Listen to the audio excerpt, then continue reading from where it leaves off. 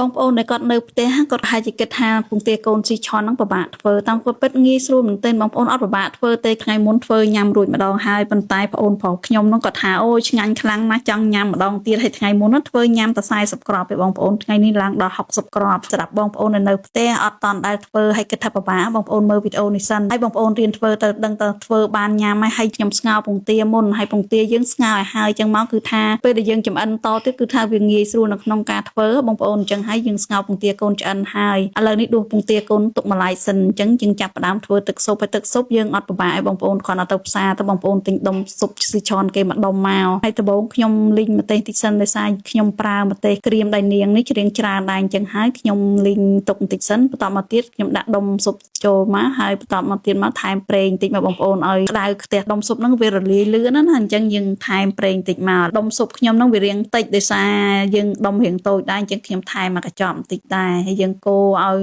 រលាយចូលគ្នាគ្រឿងទាំងអស់ហ្នឹងឈ្ងុយហើយចាំយើងថែមជាមួយនឹងម្ទេសដៃនាងដែលយើងលីងទុកហ្នឹងដាក់ចូលមកហើយបន្តទៀតបងប្អូនទឹកដូងប្រើទឹកដូងអញ្ចឹងគឺថាមានរសជាតិឆ្ងាញ់មែនទែនបើចាំទៅងាស់ឆ្អឹងងាស់អីទេយើងថែមទឹកដូងអញ្ចឹងមកថ្ងៃនេះខ្ញុំប្រើទឹកដូង5ផ្លែបងប្អូនយើងដាក់ចូលមកដោយសារពងទាយើងរៀងច្រើនអញ្ចឹងហើយទឹកដូងយើងប្រើ5ផ្លែតែម្ដងហើយយើងដាក់ចូលអញ្ចឹងហើយចាំយើងថែមគ្រឿងផ្សេងចូលហើយនេះជំនួយការខ្ញុំបងប្អូនគាត់ជួយចាក់ទឹកដូងហើយអញ្ចឹងហើយឥឡូវនេះចាប់ដើមមើលដាក់ទឹកដូងរួចហើយយើងកូរចូលគ្នាអញ្ចឹងមកបងប្អូនបន្តមកទៀតយើងថែមគ្រឿងហើយគ្រឿងយើងមិនថែមអីច្រើនទេបងប្អូនខ្ញុំថែមតាមម្សៅស៊ុបបន្តិចមកហើយប៊ីចេងបន្តិចមកគឺបានហើយបងប្អូនដោយសារទឹកស៊ុបយើងប្រើទឹកដូងអញ្ចឹងហើយគឺទឹកដូងហ្នឹងមានរសជាតិផ្អែមស្រាប់ហើយដុំស៊ុបគឺប្រៃហើយបងប្អូនអញ្ចឹងបើថែមតាមស្រួលអាចនឹងប្រៃខ្លាំងអញ្ចឹងហើយយើងមិនថែមនេះទៀតទេឥឡូវយើងដាក់ពងទាចូលមកបងប្អូនហើយចង់ឲ្យពងទាហ្នឹងកាន់តែឆ្ងាញ់ណាចូលជាតិបានល្អបងប្អូនគោះបំបែកតិចតិចដូចខ្ញុំអញ្ចឹងមកចុងក្រោយនេះបងប្អូនថែមទឹកដោះគោស្រស់អញ្ចឹងមកគឺថាឆ្ងាញ់មែនទែន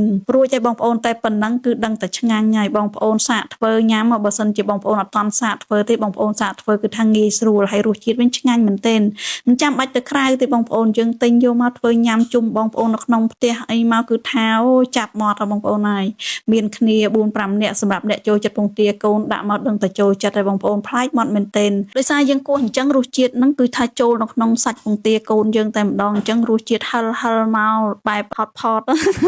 យើងធ្វើបែបចិនណាបងប្អូនអញ្ចឹងហើយរសជាតិបែបចិនតែម្ដងអញ្ចឹងហើយខ្ញុំអត់ថែមអីទេគឺចាប់ផ្ដើមញ៉ាំហើយអូម្នាក់គឺថាឆ្ងាញ់តែម្ដងឥឡូវនេះអត់តាន់បានឲ្យអ្នកផ្សេងញ៉ាំឲ្យភ្លក់សិនថតឲ្យបងប្អូនមើលសិនថាសកម្មភាពពេលញ៉ាំឆ្ងាញ់ប៉ុណ្ណាបងប្អូនទឹកស៊ុបហ្នឹងគឺឆ្ងាញ់មានជាតិតែម្ដងណាហើយសម្រាប់ដុំស៊ុបហ្នឹងបងប្អូនអត់ពិបាករកទេបងប្អូនបើសិនចង់រកបងប្អូនទាំងកន្លែងតូបចាប់រួយនៅក្នុងផ្សារកន្លែងណាក៏មានលក់ដែរឥឡូវទលំទលាយមែនទែនប្រាប់គេថាដុំស៊ុបស៊ីឆនទៅបងប្អូនគឺថាមានកញ្ចប់មានដុំចឹងបងប្អូនតរទៅកន្លែងណាក៏មានដែរងាយស្រួលទេបងប្អូនហើយសាកល្បងធ្វើញ៉ាំទៅបងប្អូនណា